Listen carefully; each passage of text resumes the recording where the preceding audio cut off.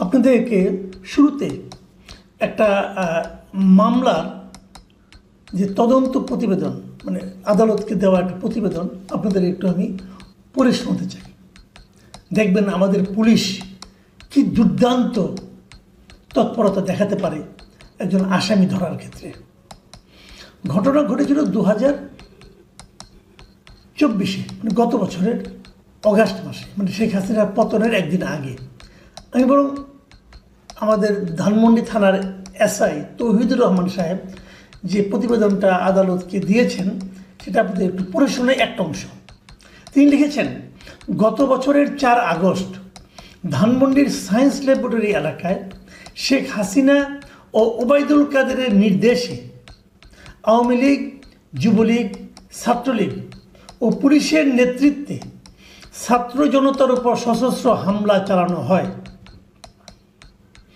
এ সময় আরিফুল ইসলাম নামের একজনের শরীরে গুলি লাগে। তিনি 2 মাস হাসপাতালে চিকিৎসাধীন ছিলেন। ঘটনার সময়ের প্রত্যক্ষদর্শী সাক্ষী এবং বাদীকে জিজ্ঞাসাবাদী আজিজুর রহমান ঘটনায় জড়িত ছিলেন বলে সাক্ষ্য প্রমাণ পাওয়া গেছে। মামলার তদন্তের স্বার্থে তাকে কারাগারে আটক রাখা প্রয়োজন। তার মানে জড়িত ছিলেন কে? আজিজুর রহমান নামে এক ভদ্রলোক। উনি কি করেছেন? উনি হাসিনা আর ওবায়দুল কাদেরের নির্দেশে এবং তার সঙ্গে যুবলীগ, ছাত্রলীগ এবং পুলিশের নেতৃত্বে যে হামলাটা হয়েছিল সে হামলায় উনি ছিলেন। আচ্ছা, আজিজুর রহমান কি ছাত্রলীগ করার কোনো চান্স নাই, কারণ ওনার বয়স একটু বেশি। উনি যুবলীগ করেন অথবা আওয়ামী লীগ করেন অথবা শেখ হাসিনা অথবা ওবায়দুল কাদের খুব ঘনিষ্ঠ, সেরকম কোনোটারই হওয়ার কোনো সম্ভাবনা নাই, কারণ উনি পেশাগত জীবনে একজন রিক্সা চালক। ওনার রিক্সায় নিশ্চয়ই ওবায়দুল কাদের ওঠেন নাই, ওনার রিক্সায় নিশ্চয়ই শেখ হাসিনা ওঠেন নাই যে ওনাদের সঙ্গে একটা ব্যক্তিগত পরিচয় থাকবে, সেটাও সম্ভব না। আসলে উনি কে? আসলে এই লোকের অপরাধ হলো, দৃশ্যটা আমরা যতটুকু বুঝতে পেরেছি সেটা হলো যে এই যে 15 আগস্ট গেল শুক্রবার দিন, এদিন তিনি ধানমন্ডির 32 নম্বরে গিয়েছিলেন বঙ্গবন্ধুকে শ্রদ্ধা জানাতে। এবং শ্রদ্ধা জানাতে গিয়ে উনি বলেছেন যে আমি রিক্সা চালাই, আমার নিজের টাকা উপার্জিত টাকায় আমি 2টো ফুল কিনে এনেছি, আমি বঙ্গবন্ধুকে ভালোবাসি, ওনার মাজারে আমি 2টো ফুল দিব। এই ছিল তার অপরাধ। এই অপরাধে তাকে ওখানে গণপিটুনি দেওয়া হয়। ওখানে পুলিশ ছিল, কিন্তু পুলিশের সামনে থেকে গণপিটুনি দেওয়া হয়। পরে ধানমন্ডি থানা পুলিশ তাকে ধরে নিয়ে আসে। যারা তাকে গণপিটুনি দিল তাদেরকে কিন্তু ধরে নাই, যাকে গণপিটুনি দিল তাকে ধরা হলো। যে মার খেলো তাকে পুলিশ ধরে আনলো এবং ধরে এনে কী করলো, একটা হত্যা মামলার আসামি হিসেবে আদালতে চালান করে দিল। লোকটা কিন্তু একজন রিক্সা চালক, তার একটা পরিবার আছে, তার নিশ্চয়ই ফ্যামিলি আছে, সন্তান সন্ততি আছে, তার হয়তো মা আছে, তার হয়তো স্ত্রী আছে। তারা জানলেও না যে তাদের বাড়ির গৃহকর্তাটা থানা থেকে মানে ফুল দিতে যেয়ে জেলখানায় চলে গেল। এখন এই ভদ্রলোক বঙ্গবন্ধুকে ভালোবাসেন। বঙ্গবন্ধুকে ভালোবাসা কি অন্যায়? বাংলাদেশের কোনো আইনে এটা বলা হয়েছে? বলা তো হয়নি। তাহলে পুলিশ তাকে কেন ধরল? আমরা মনে করতে পারি যে 2 দিন আগে আমাদের প্রেস সেক্রেটারি কিন্তু বলেছিলেন যে যারা নাকি এই 15 আগস্ট কোনো কর্মসূচি পালন করবে তাদেরকে আইনের ব্যবস্থা নেওয়া হবে। এবং তারপরে দেখলাম এই ধানমন্ডি থানার একজন কর্মকর্তাও বলেছিলেন যে প্রেস সেক্রেটারির কথা অনুযায়ী নাকি ওনারা কাজ করছেন। তাহলে কি আমি বলেছিলাম প্রেস সেক্রেটারির কথাটা আসলে মবকে উস্কে দেওয়ার নামান্তর, সেটা আমরা দেখেছি। 15 আগস্টে ধানমন্ডি 32 নম্বরে যত কিছু মব হয়েছে তার সব কিছুর জন্য আমি এই প্রেস সেক্রেটারি শফিকুল আলমকে দায়ী করি। উনি এদেরকে উস্কে দিয়েছেন এবং এখানে একটা মব তৈরি হয়েছিল, যেখানেই এখানে যে লোকটাই যেত, একজন মহিলা গিয়েছিলেন, তাকে হেনস্থা করা হয়েছে, আরেকজনকে বুঝিয়ে শুনিয়ে বিদায় করা হয়েছে মহিলাদেরকে, এবং পুলিশ বলেছে ওরা যাওয়ার পর উপস্থিতি শান্ত হয়েছে। তো ওই কী বলবো, মানে এগুলি এত হাস্যকর। এবং আমি ওই মহিলার কথাটা বলি তাহলে বুঝতে পারবেন। শুক্রবার দিন সকাল 10:45টার দিকে এই 32 নম্বরের বিধ্বস্ত বাড়িতে ফুল দিতে এসে এক মহিলার সঙ্গে পুলিশের সঙ্গে বাকবিতণ্ডা হয়। এবং তাকে সে বলছিল, ওই মহিলা বলেছিল যে আজকে 15ই আগস্ট এই বাড়িতে বঙ্গবন্ধুকে হত্যা করা হয়েছে, এটা বঙ্গবন্ধুর বাড়ি, আমি ফুল দিয়েই যাব, আমি আপনাদের কাছে হেল্প চাই, আমাকে হেল্প করুন। এই কথাটা উনি বলেছিলেন পুলিশকে। পুলিশ তাকে হেল্প করেছে, তাকে ওখান থেকে তুলে নিয়ে রিক্সা তুলে বিদায় করে দিয়েছে। তো উনি হেল্প চাইলেন কেন? চাইলেন নিজের নিরাপত্তাজনিত কারণে, কারণ ওখানে যারা লোক ছিল তারা এখানে মব করছিল। আমরা ওই সময় আরও অনেক দেখেছি। মাঝখানে একটা ভিডিও দেখলাম, একজন বৃদ্ধ মানুষ, বৃদ্ধ মহিলা, উনি হাতে 2-3টা ফুল উনি নিয়ে আসছেন শ্রদ্ধা জানাতে। ভাই আসতেই পারে, এখানে অন্যায়টা কোথায়?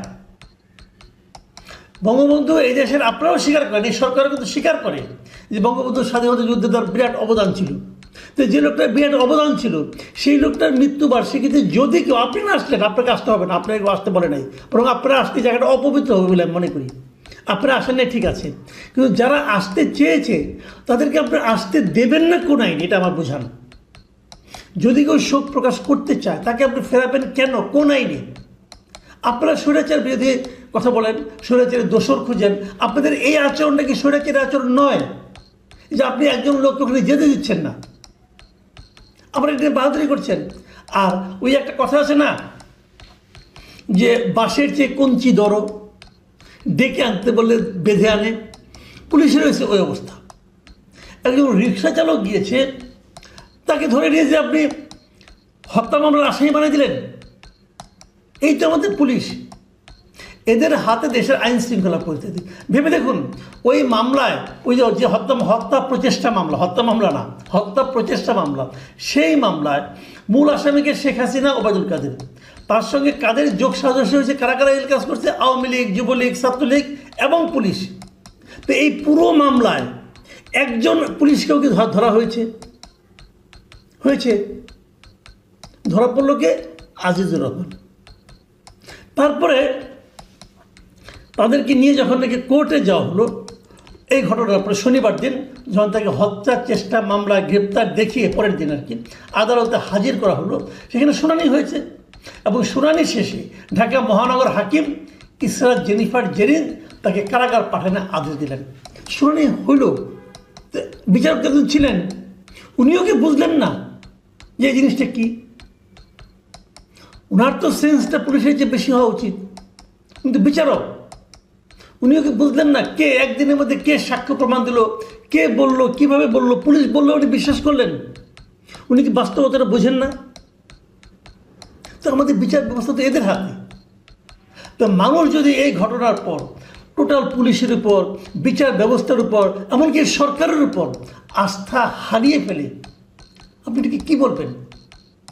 আমি বলেছিলাম যে পুলিশের কোনো লজ্জা শরম আছে কিনা, তবে আমি দেখলাম তারপরে একটা ঘটনা ঘটলো।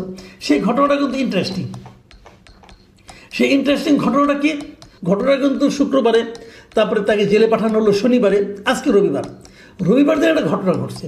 সেই ঘটনা হলো যে এই ধানমন্ডি থানার যিনি ওসি আছেন, তার কাছে অন্তর্বর্তী সরকার একটা ব্যাখ্যা চেয়েছে। কি ব্যাখ্যা চেয়েছে? তারা জানতে চেয়েছে এই ধানমন্ডি 32 নম্বর থেকে যে রিক্সা চালক আজিজুর রহমানকে গ্রেপ্তার দেখানো হলো একটা হত্যা প্রচেষ্টা মামলায়, সেইটা কি আসলে ঘটনাটা কি, এ ব্যাপারে একটা ব্যাখ্যা তারা চেয়েছে ওসির কাছে। কে চেয়েছে? সরকার চেয়েছে। মানে এই ঘটনাটা নিয়ে ধরনের আলোচনা হয়েছে, সরকার নিজেও হয়তো লজ্জা পেয়েছে। আমার তো একটা সন্দেহ, লজ্জা না, তারা হয়তো একটা ব্যাখ্যা দাঁড় করানোর চেষ্টা করছে। হয়তো নিজেরাও বুঝতে পেরেছে যে এই কাজটা ঠিক হয় নাই, হয়তো নিজেরাও বুঝতে পেরেছে এই ঘটনা নিয়ে যদি আন্তর্জাতিক সম্প্রদায় অথবা আন্তর্জাতিক মিডিয়া ওনাদেরকে প্রশ্ন করে, প্রশ্ন তো হবেই, আপনি নিশ্চিত থাকেন প্রশ্ন হবে।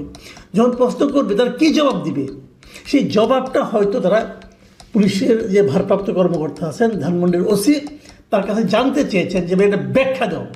তারা লিখেছে, সেই মানে আপনার লিখিত যে ব্যাখ্যা চাওয়াটা, সেখানে লিখেছে যে কিসের ভিত্তিতে সন্দেহজনক হিসাবে তাকে একটি মামলায় গ্রেপ্তার করা হয়েছে, এটা তারা জানতে চেয়েছে। আবার এরপরে যেহেতু সরকার এখন জানতে চাইছে, আর আবার মহানগর পুলিশে বেশ তৎপর হয়ে গেছে।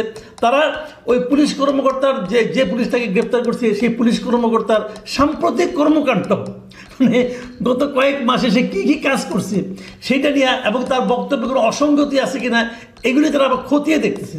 মানে যিনি গ্রেপ্তার করেছেন মহা উৎসাহে, অথবা প্রেস সেক্রেটারির ওই বক্তব্যের প্রতি মানে খুব একটা উদ্দীপ্ত হয়ে এখন উনি কিন্তু বিপদে পড়ে গেছেন। কারণ মুখ রক্ষার জন্য সরকার হয়তো ওই পুলিশ কর্মকর্তা চাকরি নিয়ে টানাটানি ফেলাই দিতে পারে। মানে একটা ভয়ঙ্কর অবস্থা। একবার একজন বলতেছে তার বিরুদ্ধে আইনানুগ ব্যবস্থা নাও, পুলিশ মহা উৎসাহে যাচ্ছে, আবার আরেকজন বলছে উৎসব বেশি দেখানো হয়ে গেছে, অতএব তুমি জবাব দাও, জবাব পছন্দ তো হবে কিনা জানি না, আবার তুমি কি করেছো গত কয়েক মাস সেই হিসাব আমরা নিচ্ছি। মানে সব মিলে একটা এলাহি কাণ্ড। এইভাবেই চলছে আমাদের দেশের সরকার, আইন, বিচার এবং সামগ্রিক পরিস্থিতি। কি বুঝবেন এতে? আমরা একটা অন্তর্বর্তীকালীন সরকার পেয়েছি, যে সরকারের শীর্ষ পদে আছেন একজন নোবেল লরিয়েট, তার কাছ থেকে আমরা এই আচরণ পাচ্ছি। এটাকে কি নিরপেক্ষ আচরণ বলবেন আপনারা? উনি তো প্রতিহিংসার জগতে আছেন, উনি তো প্রতিহিংসায় চরিতার্থ করতে চাচ্ছেন, উনি এবং ওনার টিম। প্রতিহিংসা দিয়ে কি বড় কিছু অর্জন করা যায়? প্রতিহিংসা দিয়ে কি জাতিকে ঐক্যবদ্ধ করা যায়?